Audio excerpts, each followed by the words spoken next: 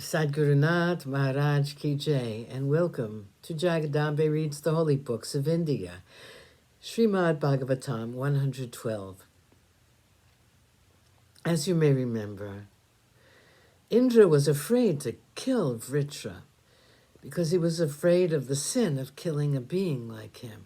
And the rishi said, don't worry about it, we'll do a yagna. They said, Ashvamedha is a yagna where the Lord is worshipped. He will cleanse you of all sins. By singing his name, people will be rid of fearful sins, like the killing of a Brahmin, of a father, a cow, a mother, or the guru.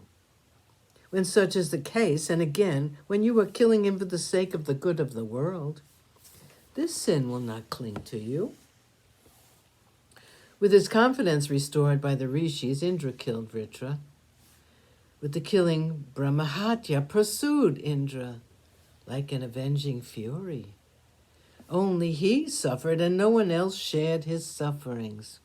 Indra fled all over the surface of the earth and finally entered the lake called Manasa. For 1,000 years he took refuge inside the stalk of a lotus and stayed without accepting his share of the havis in the many yagnas which were performed. The lake Manasa was guarded by Lakshmi, and Brahmahatya could not come near it. All the while, when he spent the time in the stalk of the lotus, Indra thought up methods by which he could shake off this sin. He realized that tapas was the only way. Because of the penance he performed for the 1,000 years, Indra was finally cleansed of Brahmahatya and was summoned to the heavens by Brahma. Indra then performed the Ashvamedha. During his absence, King Nahusha had been requested by the gods to rule the heavens, to officiate as Indra. 73. King Chitraketu.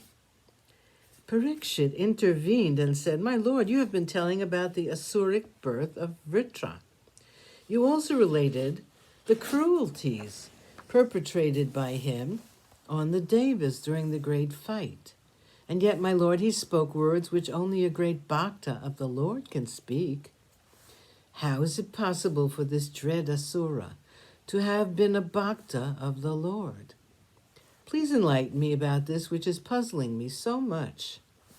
Even the Devas who are said to be endowed with sattvic qualities, even rishis who are pure-minded, do not seem to have so much devotion to the Lord as Vritra seemed to have.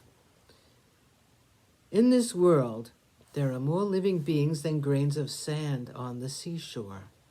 Among them, a few, very few, walk in the path of Dharma. Again, among this small minority, few think of moksha as the ultimate aim of life.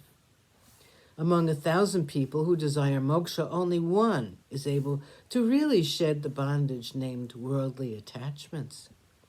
Among a crore of such sublimated souls, one will be able to reach the feet of the Lord. When such is the case, how is it that Vritra, who was an asura, who was bent on harassing the Devas, who was a sinner, how is it that he had so much bhakti for the Lord? How is it that his life was lost in the feet of the Lord? Please elucidate this mystery for me." Shuka Brahma was pleased with the pertinent question of Parikshit. He said, "Your question is very apt. It is a great story, the background to the spiritual perfection of Vritra, the Asura. I will be only too glad to narrate the story for you. In the country named Surasena was a king by name Chitraketu. He ruled the world righteously. He was a very good king, and there was only one thing which marred the happiness of the king. Though he had many wives, the king had no children. He was blessed with everything except a son, and that made him very unhappy." Sadgurunath Maharaj Ki Jai. Thank you for coming. I hope you come again.